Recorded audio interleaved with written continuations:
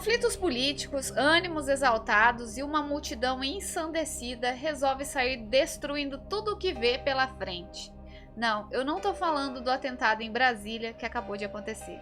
Aliás, episódios de histeria e surtos coletivos ao longo da história são mais comuns do que se imagina. Nesse dia específico, conhecido como Pogrom de Istambul, foi um momento que nem mesmo as pessoas que participaram sabem justificar a real motivação de seus atos.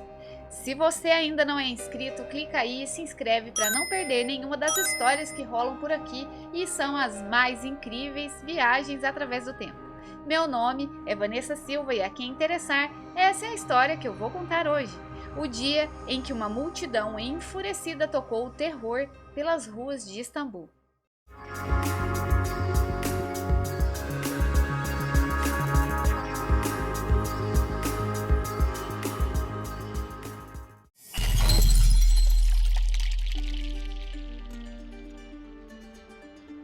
Na noite de 6 de setembro de 1955, eclodiu, na velha cidade turca de Istambul, uma das mais bárbaras manifestações de histeria e fúria coletivas já vistas no mundo. Em 6 horas pavorosas, massas de turcos frenéticos devastaram 2.000 casas e 4.000 lojas, incendiaram 29 igrejas que ficaram reduzidas a escombros e danificaram seriamente 31 outras. Antes de chegarem ao fim, os prejuízos subiam a mais de 100 milhões de dólares. Às 6 horas daquela terça-feira, a praça Taksim, ponto central de Istambul, apresentava-se normalmente animada e barulhenta. Vários grupos de pessoas enchiam os cafés em volta da praça, táxis buzinavam, abrindo passagem.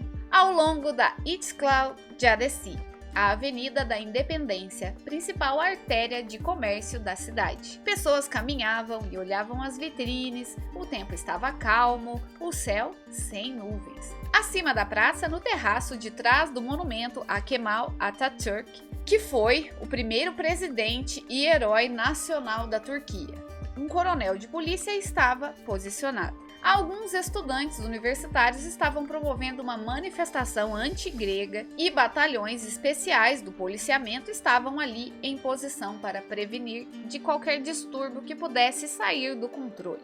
O ressentimento contra a Grécia aumentava na Turquia com a questão do Chipre, ilha do Mediterrâneo que, embora controlada por ingleses, para os gregos ela era grega e para os turcos ela era turca. O coronel espiava despreocupado. Os estudantes se manifestavam pacificamente. O ambiente na praça não parecia conter ameaça alguma.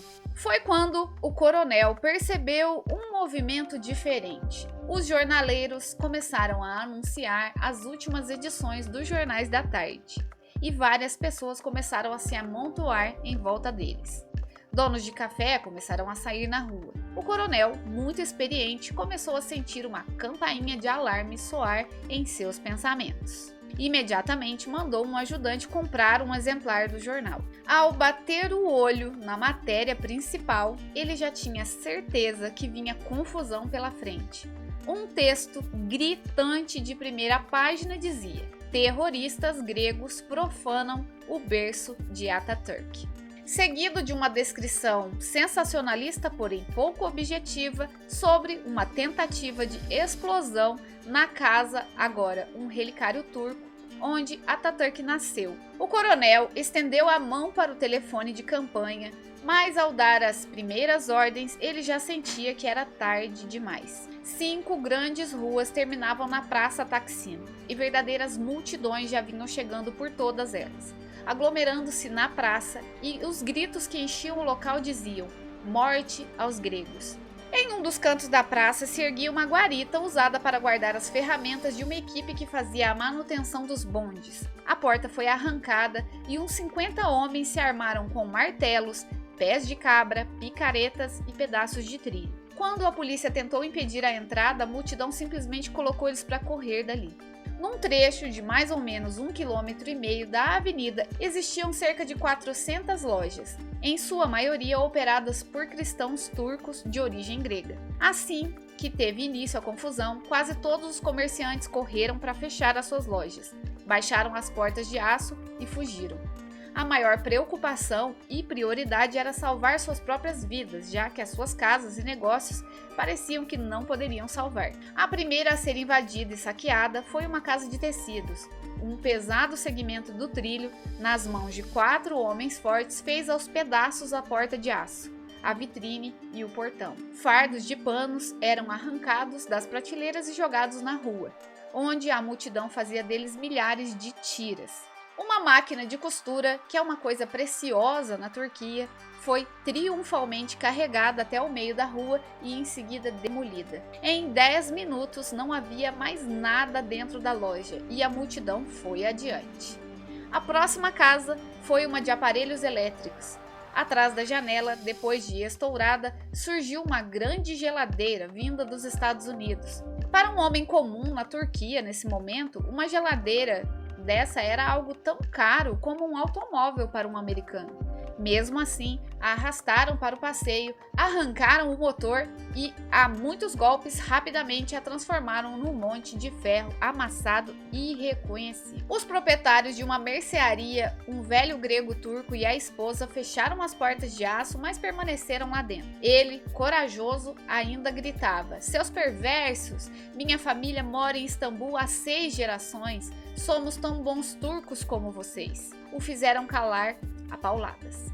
E em poucos minutos, tudo o que eles possuíam se resumiu a um monte de escombros. A multidão era agora compacta, se movia inabalável, como uma onda de lava. De repente, centenas de pessoas deixaram a praça e entraram por uma rua lateral, que dava acesso a uma bela igreja ortodoxa grega da Santíssima Trindade, o maior lugar de oração cristã na cidade. Por um momento, diminuíram a marcha. O Corão proíbe qualquer violência contra templos de outras religiões, mas isso não os deteve por muito tempo e aos poucos foram avançando. Em questão de segundos, as portas foram postas abaixo e a massa invadiu o recinto. Nova pausa, enquanto os invasores pareciam sem jeito perante uma visão inesperada. Os guardas e antigos ícones, o crucifixo, o altar. Um silêncio pesava até que alguém gritou: "Abaixo as blasfêmias gregas!" 2 jovens com machados treparam no altar e todos recomeçaram a selvageria. Bancos de carvalho maciço foram quebrados como se fossem de papel. Grossas lajes de pedras eram espatifadas. Um grupo foi para a sacristia e esmagou os preciosos vasos. Rasgaram opas e vestimentas magníficas. Martelaram castiçais e taças até os deixarem inaproveitáveis. Nisso, outra turma apareceu munida de latas de querosene. Enquanto isso, por toda Istambul, uma cidade que tinha ali seus 1,5 milhão de habitantes, a história foi se espalhando. Nos cafés de esquina, incitadores entravam em ação. "Chegou a noite da desforra, vamos varrer os infiéis da nossa terra", era o que eles gritavam. Esse clamor ecoava de uma ponta a outra de Istambul. Por volta das 9 horas, exatamente 2 horas após ter início o movimento no centro da cidade, pelo menos 50 mil turcos frenéticos formavam dezenas de grupos a correr pelas ruas e avenidas, deixando um rastro de destruição por onde passavam. Às 10 horas, 8 colunas de fogo subiam para o céu em diferentes pontos da cidade. Tochas lançadas no interior das maiores igrejas da cidade, encharcadas de querosene, as faziam arder em fogo. E isso incentivava outras turmas a fazerem o mesmo em outros pontos da fé cristã. Uma contagem feita logo a seguir por uma comissão internacional do Conselho Mundial de Igrejas averigou que 60 das 80 igrejas ortodoxas de Istambul foram arrasadas ou danificadas pelo fogo naquela noite. Um grupo de centenas de homens armados com ferramentas e tochas desceu ao grande cemitério ortodoxo grego, onde por 2 horas ficaram a quebrar túmulos, destruir criptas, tirar dos caixões e mutilar cadáveres recém-sepultados. Cerca de 64 quilômetros quadrados de zona urbana e suburbana densamente populada escapavam ao controle da polícia. E já um novo sentimento se apoderava das multidões. O grito agora era: "Abaixo aos ricos!"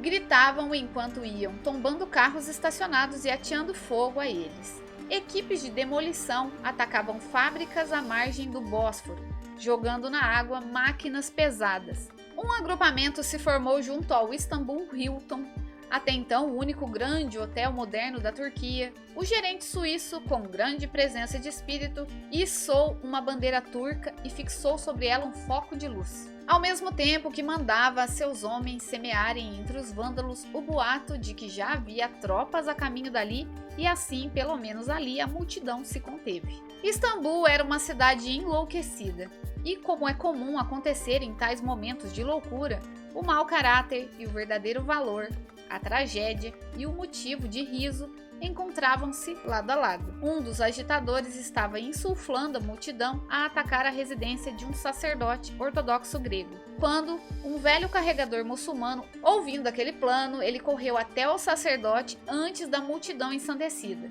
O colocou num saco e depois em cima do seu burrico, e assim atravessaram o mar de vândalos e conseguiram se pôr a salvo. Um dos gestos mais magníficos foi o de um ex-sargento de cavalaria, zelador de um prédio de apartamentos ocupados em grande maioria por não muçulmanos. Grandalhão e barbudo, esse robusto e corajoso homem se colocou em pé na entrada com um enorme sabre em punho. Quando a multidão cresceu na sua frente, ele ergueu a espada e fez a sua potente voz ser ouvida. Ele disse: "Escutem aqui, seus porcos.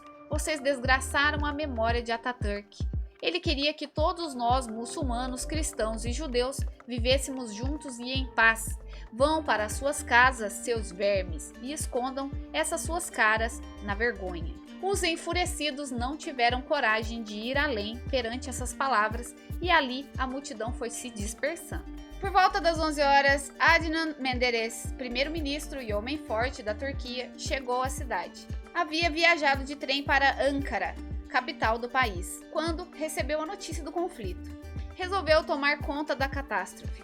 Antes da meia-noite, uma divisão blindada com tanques e caminhões e uma divisão de infantaria estava marchando sobre Istambul. As massas populares da revolta não ofereceram resistência alguma, dissolveram-se do mesmo modo que haviam se amontoado. À 1 da madrugada, Istambul voltou ao silêncio, a não ser pelas botas dos soldados ressoando no calçamento. O estado de emergência e a lei marcial entraram em vigor. A noite de terror em Istambul havia passado. A responsabilidade por essa loucura de massa talvez jamais venha a ser identificada. Quando não se tem um culpado numa situação em que se precisa acusar alguém, muitas vezes a culpa cai sobre o temido fantasma do comunismo. E foi exatamente isso que o primeiro-ministro Menderes declarou que foi obra de agitadores comunistas. Mesmo que para a maioria dos diplomatas e outros observadores experientes em Istambul, isso era improvável. Afinal, entre os mais de 5.000 vândalos presos e interrogados, apenas 33 tinham sido fichados em algum momento por alguma associação comunista. A Igreja Ortodoxa, por sua vez, acusou o governo da Turquia de ter fomentado diretamente aquela agitação, o que também estava longe de ser verdade. O governo turco poderia até ter pensado na manifestação, mas jamais iria querer esse conflito. Ainda mais quando o Fundo Internacional de Moeda e Crédito estava prestes a se reunir em Istambul. A organização de polícia secreta do governo, altamente eficaz, foi tomada inteiramente de surpresa. Claramente, houve uma organização nos momentos finais do conflito. Caminhões de picaretas, pés de cabra, carrinhos de mão e pedaços de canos de ferro entupidos de cimento surgiram em pontos estratégicos da cidade. Agitadores que possuíam listas de residências e lojas não muçulmanas tomaram a frente de certos grupos alucinados. Alguns eram sem dúvidas comunistas, alguns militantes da Liga Chipre para os turcos, mas eram tão poucos que a atuação deles não bastava para explicar o amplo surto de devastação. Tampouco a explicação real é muito mais profunda. E ela é simplesmente o ódio. Na base de tudo isso estava o ódio remanescente entre turcos e gregos, uma dessas implicâncias internacionais que remonta a séculos de guerras, massacres e desrespeito mútuos. Em Istambul, a questão vive permanentemente em foco.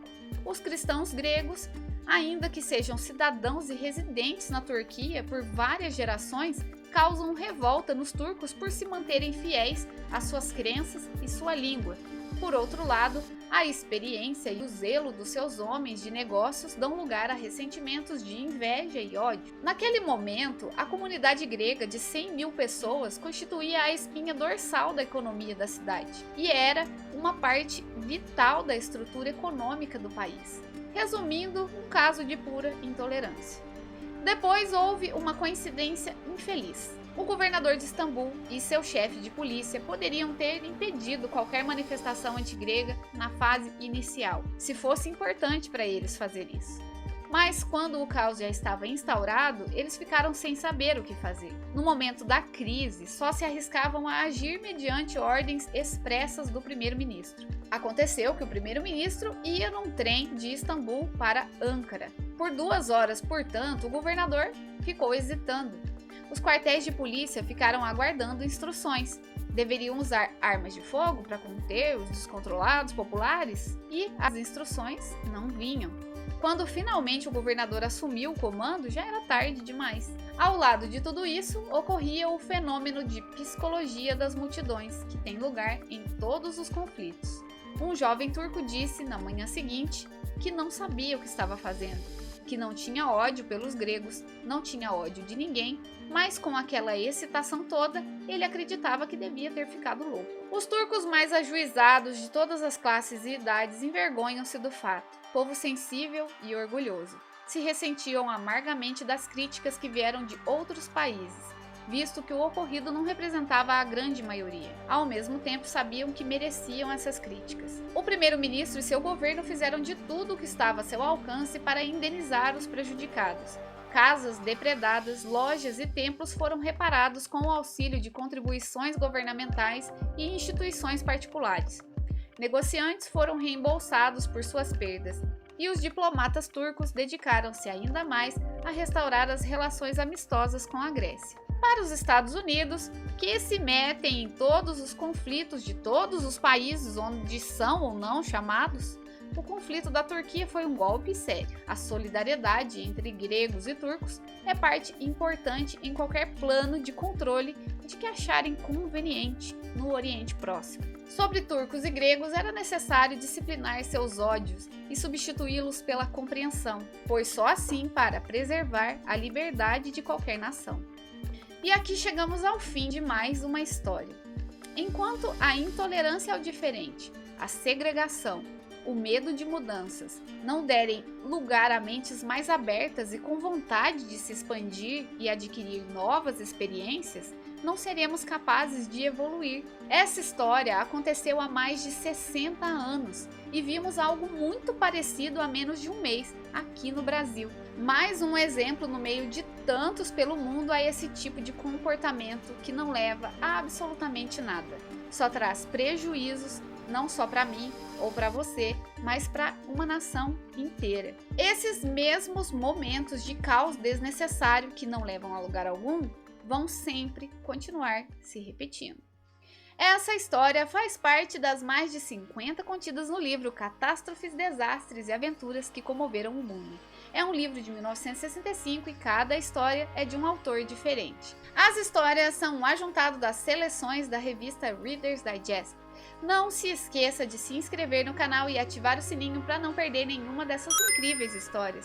Confira também os nossos vídeos curtos que agora postamos, dia sim e dia não. Se possível, compartilhe com alguém que possa gostar do nosso conteúdo. Vou deixar na descrição do vídeo as informações sobre Frederick Sonder Jr., testemunha ocular do ocorrido e autor de Noite de Terror em Istambul, assim como as demais informações sobre o livro. Eu fico por aqui, uma ótima semana a todos vocês e até a próxima história!